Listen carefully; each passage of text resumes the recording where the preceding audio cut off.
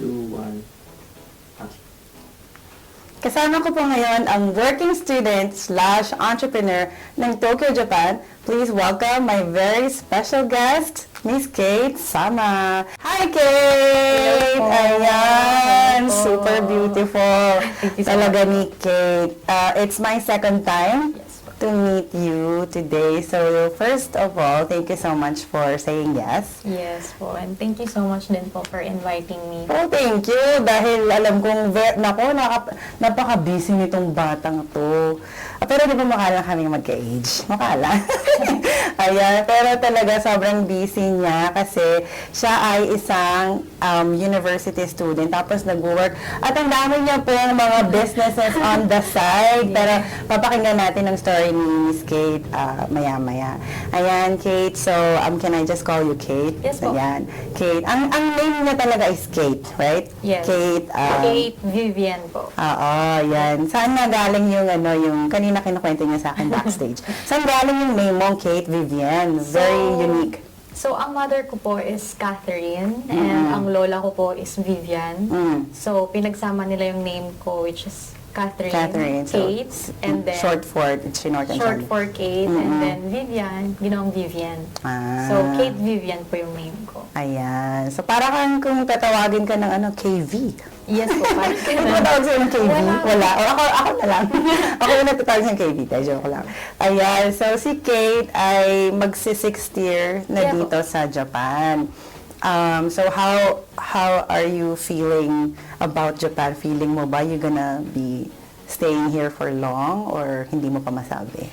Actually po, hindi ko pa siya super masabi, pero for career growth, dito ko po talaga gusto muna mag-work and i-improve yung sarili ko independently, make my own name dito sa Japan, and gusto ko talaga self-made.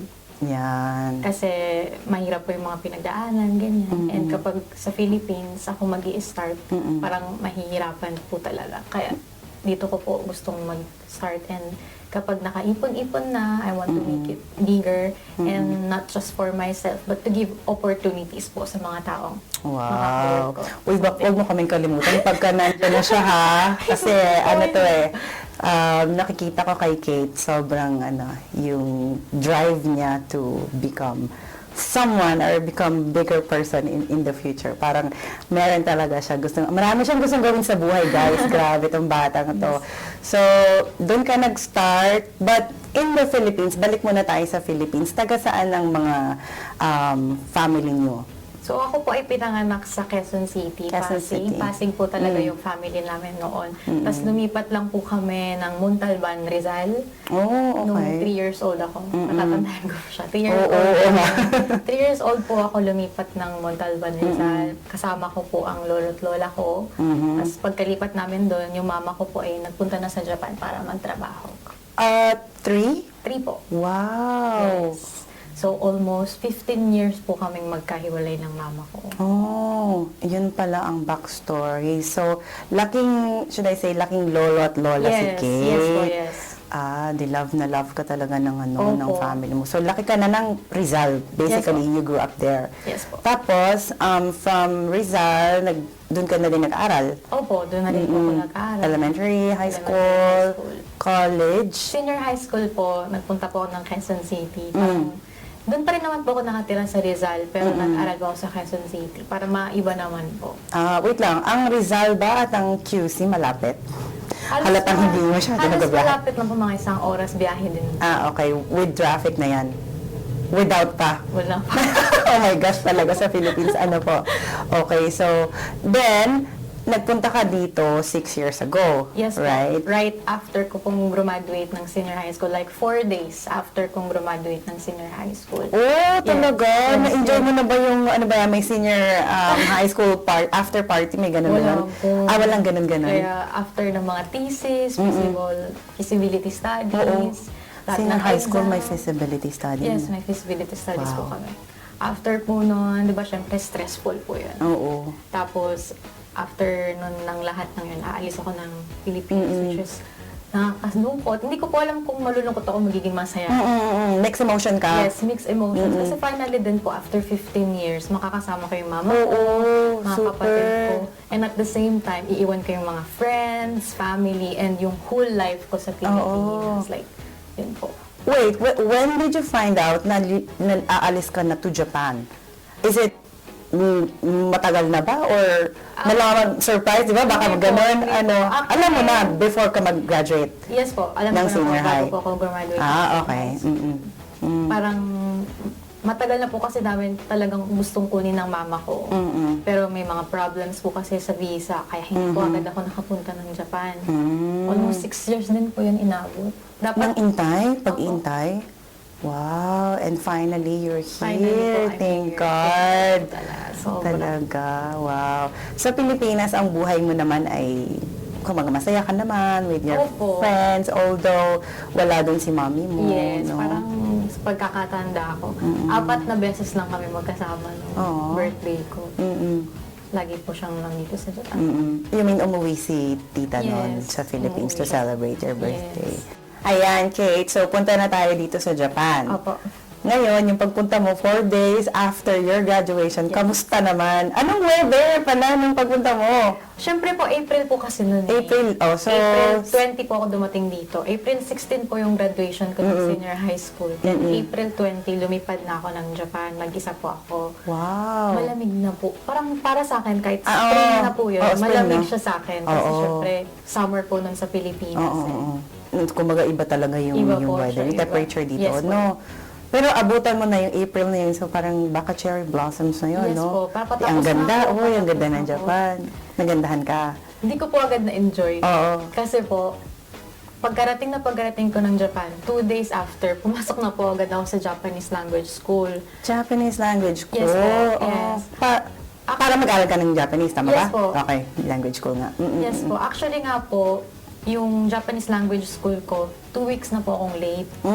Kasi pinatapos po muna yung graduation ko sa Pilipinas ng April 16. Yeah.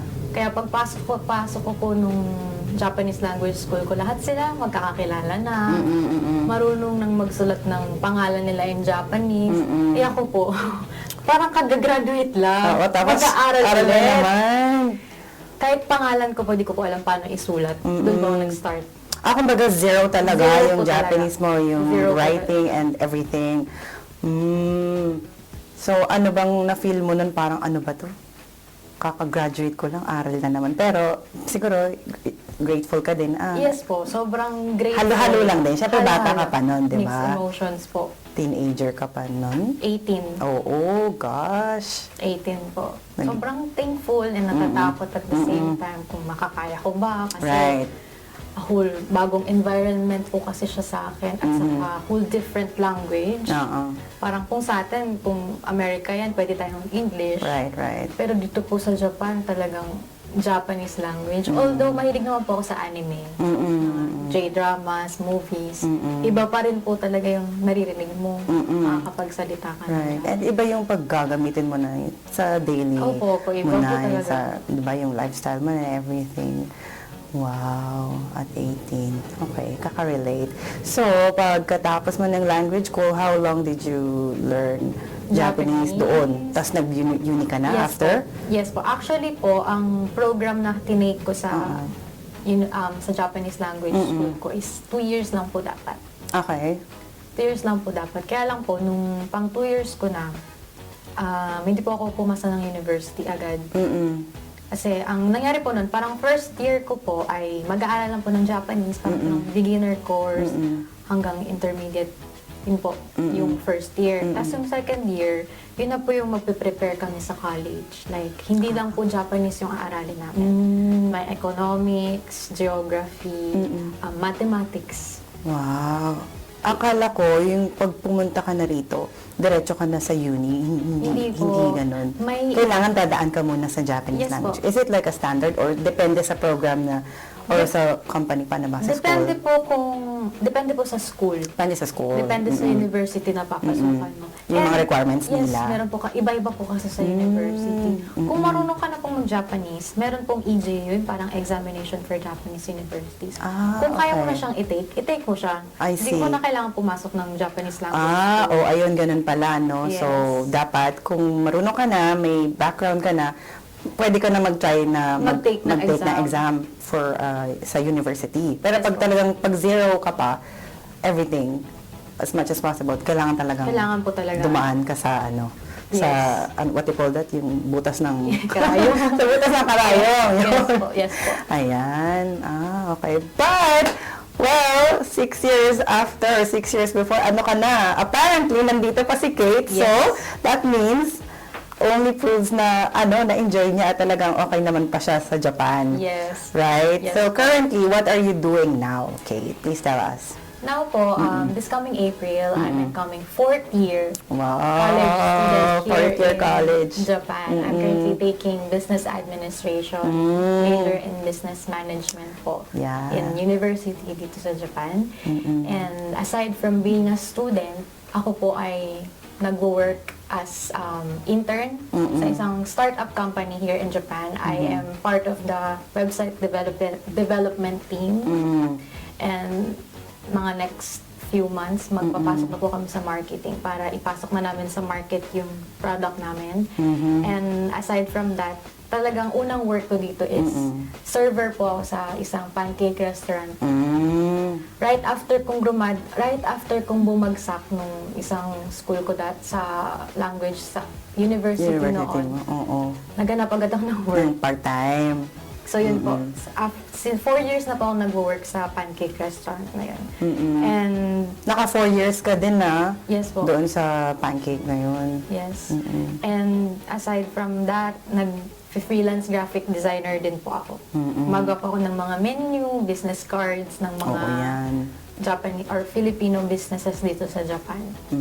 And I started my own business din po since 2021. Nagpapadala po ako ng mga items sa Pilipinas. Nagbebenta po ako ng mga items sa Pilipinas. Mga Japan authentic items and mga K-pop products po sa Pilipinas. Diba? Ang dami-dami niyang ginagawa.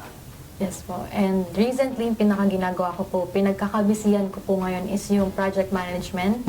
Meron po akong shuttle service which I started this January 2025 po. Yun po yung 5 na ginagawa ko this in the present po. Yan. Wow, hands down talaga kay Kate. O, di ba? Dapat tularan natin yung mga ganitong klaseng tao ng estudyante, working student sa Japan, hindi yung sabi nga ng friend namin, wag TikTok ng TikTok. Oo, di ba? Na-curious lang ako, bakit ganun yung perseverance mo? Mag-work hard, mag-aral ng maigi. Why are you doing that? Meron ka bang goal or Siguro po kasi I'm growing up, di ba? Siyempre, nakita ko yung mga tao sa paligid ko na hindi talaga sila nagkaroon ng magandang work. And marami kaming mga businesses na tinry before. Yeah. And lahat siya nag-fail. So parang gusto ko, parang in my generation, kapag ako na yung nandyan, pag may nag-start kami, mapapalago talaga namin siya. Para buong pamilya kami, mas magiging maayos yung buhay. Yeah. Hindi lang kami sa isang tao aasa. Right.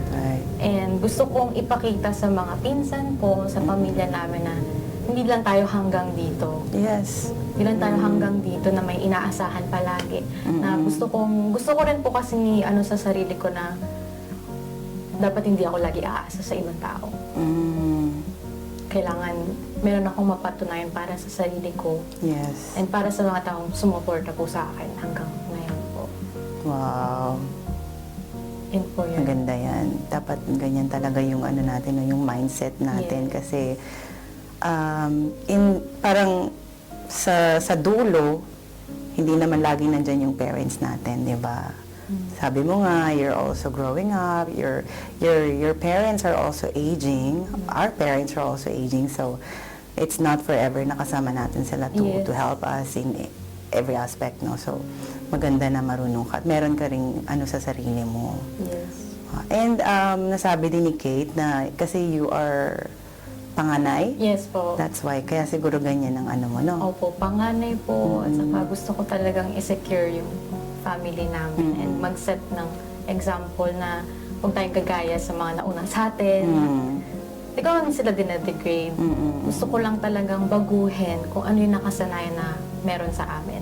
Exactly, yeah. And siguro gusto ba din mag-start ng yung mindset nga, alam mo sa mindset din kasi yan di ba? Na kung ano yung, minsan kasi kung ano yung turo nung, like for example, yung, kunyari, yung parents ko, yung, or yung mother ng friend ko, bakit ganun yung inaasal nila, ba't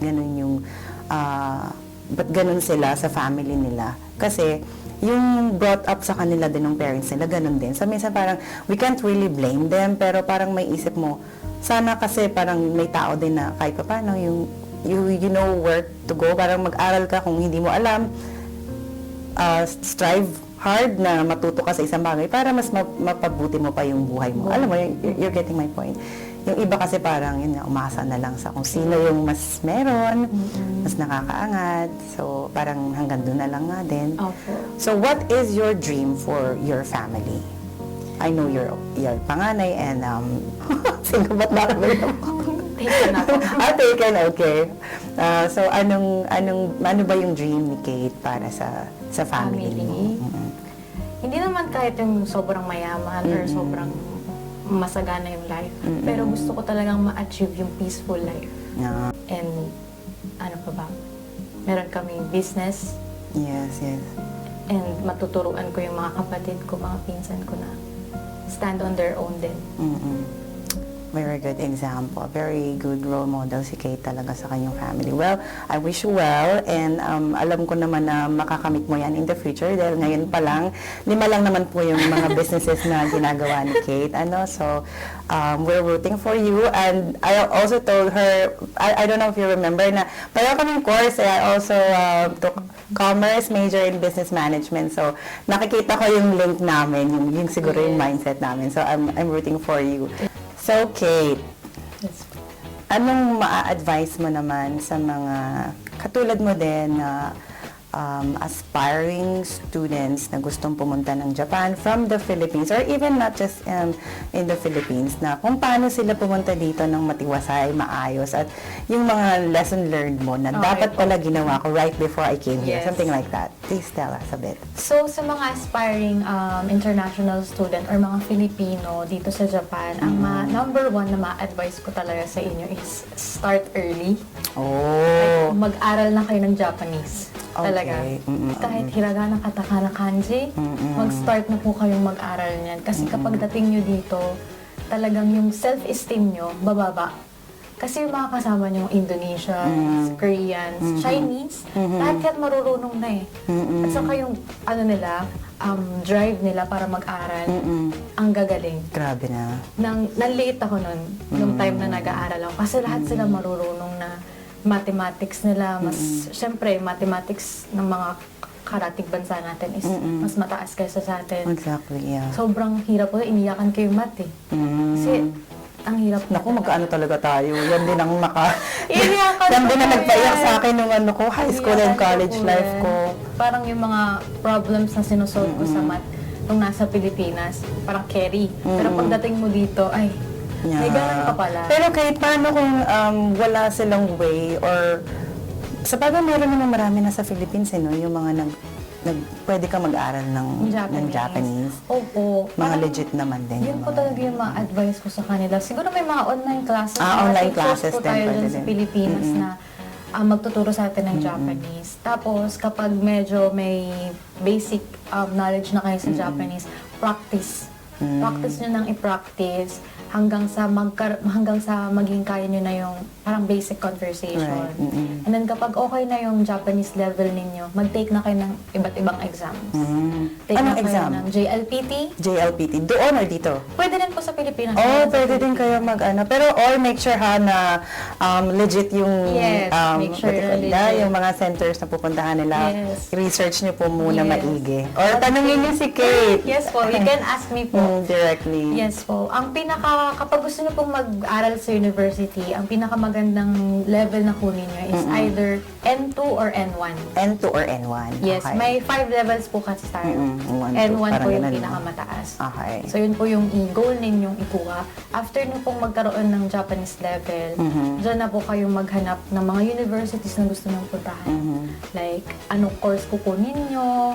Kapag alam nyo na yung course na kukunin nyo, saan kayo pupunta sa Japan? Halimbawa, Tokyo. Ano yung mga university na meron sa Kumbaga, Tokyo? research nyo na, aralin nyo na, ano talaga yung gusto nyo, anong Ano talaga area yung gusto nyo. Meron kasi tayo ditong Bunkei at saka Rikkei. Parang, Ano yun? yung Bunkei po is social science. Social science, Bunkei. Social science. Okay. Tapos yung Rikkei naman is parang UK, mathematics, mathematics. Naku po, parehong Yes. hindi kami batiin yan. Ako rin po. Ako rin po. Pareho pa kami, di ba? Pero kasi nga dahil kailangan natin yan, at, Yes. di ba? You can't run from it. So, kailangan talaga Talaga. kunin. So, sige lang. Harapin natin. Oo, Pili lang po harapin. kayo sa dalawa na yun. Mm-mm. Halimbawa ako, Bunkei ako, Ano, social science. social science, oo. Kasi Feeling ko hindi nga ko mas- kaya yung math. Oo, Hindi okay, ko kaya yung math. So, yun po yung pinili ko. Ano yung mga courses under that? Yan. Okay, so pagdating naman dito, ano yung natutunan mo as a student, working student, and entrepreneur na pwedeng makuha nila from you? Ang masasabi ko is yung take a risk and challenge, especially in your early days, 20s. Kasi kapag 30s ka na, 40s ka na, I know we're not perfect. Yeah. But yung room Nobody's for making perfect. change, Yes. room for making mistakes, sobrang liit na lang. Unlike in your 20s, marami pa tayo, kapag nagkamali ka in 20s, maraming adjustment. Right, yeah. Pwede ka pang magkamali. I-love mo yung failure. Yes, yes. I-love mo yung failure kasi dyan ka talaga maraming matututo na magagamit mo in your 30s and your 40s. Yeah. Yun talaga yun din pa yung payo ng daddy ko. Sabi niya na subukan mo. Kasi kapag hindi mo, mas magandang magsisi ng sinubukan mo Yes. kaysa yung magsisi ka kasi hindi mo sinubukan. Yes, I agree, super agree. You know, in Japan, I have a favorite quote in Japanese. They say, yatte mo nai to wakaranai. Parang in Tagalog, paano mo malalaman kung hindi mo masusubukan? Yes. Diba? So, yun yung gusto ko siya kasi madami sa atin, mga kakilala natin, na parang takot mag-try. Yes, Ako, yes. I always tell everyone, my friends, keep trying, try it. Kasi you'll never know if you can really. How will you know if Yes. you can or you cannot? Yes. Diba, minsan pag tinanong mo yung iba, Agree. hindi ko kaya yan. Agree po ako. And then tatanungin mo, have you ever done it? Tapos Yes. sasabihin, not yet. How did you know? Yes, yes. Diba? So, yun naman yung ano Yes ko. po. Super agree po ako niyan kasi nakarelate din po ako. Kasi nung pumasok ako dito sa Japan, feeling ko di ko kaya makapasok ng university. Sabi ko sa daddy ko, dito na lang ako sa may medyo mababang level. English track naman. Sabi niya, ayoko. Hindi kita, umuwi ka na lang. Yes. Umuwi ka na lang kaysa dyan ka papasok. Sabi ko, hindi ko nga po kaya yung mataas. Hindi ko talaga kaya. Yung mga competition ko, Chinese, Koreans, matatalino po talaga yan. Sabi niya, subukan mo kasi kahit isang beses lang. Right. After po na sinabi niya na subukan ko, tinry ko ulit. Sabi ko, please one more chance. Tinry ko ulit hanggang sa malapit na lumabas yung results. Dalawang university kasi in-applyan ko. Yung isa, Oo, nag-apply daw siya sa dalawa, no? Pwede Dalawa. ba i-mention yung Yes po. university? Ano yung isa? ay, yung isa, wag na. Wag na. Yung isa, pwede. Meiji University. Wow, Meiji! Very known, di ba? Meiji. Yes, po. Oh. Dalawang university po yung in-applyan ko. Well-known din naman siya sa Japan. Pero ayaw ng daddy. Kasi sabi niya, halos same lang din naman Ng yan ng lab- tuition ng tuition. eh. Ah. Same lang ng tuition. Doon ka na sa may well-known, saka yung sure na makakakuha ka ng work. Kasi ayaw ko magbayad ng, ganun yung pagkakasabi niya. Ayaw niyang gumastos ng ganun kalaki. Tapos hindi naman ensure yung future mo. Right. Kaya sabi niya, subukan mo. And then? Hindi ko talaga kaya, ayaw ko. Sabi niya, sige, umuwi ka na lang. Ayun yung ano niya sa'yo. Uwi na lang daw ako. Oo. Lumabas na yung mga results. Una muna lumabas dun sa isang CO. CO. Oo, Ayaw CO. niya na university. CO University. No, problema ka daw siya. Sabi niya, paano kaya ito? Ilang araw daw niyang iniisip yun. Tapos nung day na pumasa ako ng university, sa gustong-gusto niya university na pasukan ko. Kasi nga, kilala nga siya dito sa Japan. Right. Ay, grabe ba po. Sobrang happy niya. Oh, Parang, sige, good. talaga. Hindi naman po niya pinakita, pero alam ko na proud naman siya. Oo, syempre naman. Mga hapon kasi minsan ganyan lang. Opo. So, congratulations! Pumasa ka na, nakapili ka na. At syempre, Yes, po. matatapos mo na yung course mo next year. Yes po, yes, Abangan yes. natin ang mga future events at mga happenings ni Kate. Yan. So, syempre, pwedeng maulit pa. We can maybe have a part 2 or part 3 for this Angat Ka Pa Pinoy vlog with Miss Kate Sama. Ayan. So, Kate, saan namin nakikita ikaw sa social media? I know you have, kasi bata pa to, malamang marami to, kompleto to sa social media. Go ahead. So, hi guys! I'm Kate po. I have Facebook page po where I share my university life. It's okay. called Kate Sama po. And I also have TikTok page. Kate Sama din po yung name ko doon. And doon ko po sinashare yung aking university life, life in Japan, and singing and dance covers. Meron po ako. Nax, talaga naman. Pang-artista talaga itong batang to. Oo. Tapos, meron din po akong business account. It's called Tokyo Avenue. That's where I post my mga shuttle service. Oo, yung mga ginagawa mo sa Philippines. Yes, and yung mga binibenta ko po, doon ko po siya ipinopost. Yan. Tokyo Avenue. So, Yes. yan. We'll link in the description everything about her social media accounts. Ayan. So, wow! Grabe. Na-inspire ako lalo kay Kate. And much as I wanted to talk to her, kaya lang we're running out of time. Pero super thank you so much. so much. Dami kong pulot sa'yo at young age. She's only, pwede ba sabihin yung age Yes mo? po. 24? 24 po. 24? Nung 24 ba ako, ganun rin ba ako? Napaisip tuloy ako, oh my God, when I was 24, was I like, thinking like this about my future? Pero, yeah, kasi iba rin na kasi yung generation nyo, no? So, I'm very proud of you, really, and I will support you. Kung hanggang saan namin pwedeng i-support si Kate. Pero nakakatuwa kasi I'm sure maraming na-inspire kay Kate sa mga sinabi niya sa lesson advice niya as a student, as an entrepreneur, and as a panganay in her family and her love for her family. So, maganda talaga yun, Kate, na yung generation nyo ngayon, start early na at saka matuto talagang tumayo sa sariling paa at work hard, study hard, work hard, play hard. If meron kang disposable income, why not, right? Pero kung wala ka pa doon, mag-ipon, mag-invest, at hindi lang sa physical, whatever, pati din siguro sa mind, di ba? Mag-aral po tayo ng maigi para mas madami tayong mai-share sa ibang tao. Dami kong pulot sa'yo, di ba? Thank you so much, Kate. At ayan, Kate is officially part of our Angat Ka Pa Pinoy, our AKAP. So thank you so much. We're very grateful to have you, Kate. And we're looking forward to seeing you again in the future. Yan, so i-follow, like, and subscribe niyo po yung nasabi ni Kate na mga social media accounts niya. And for us, please also like, share, subscribe our YouTube channel and our Facebook account, Angat Ka Pa Pinoy. This is Seth Suzuki for Angat Ka Pa Pinoy.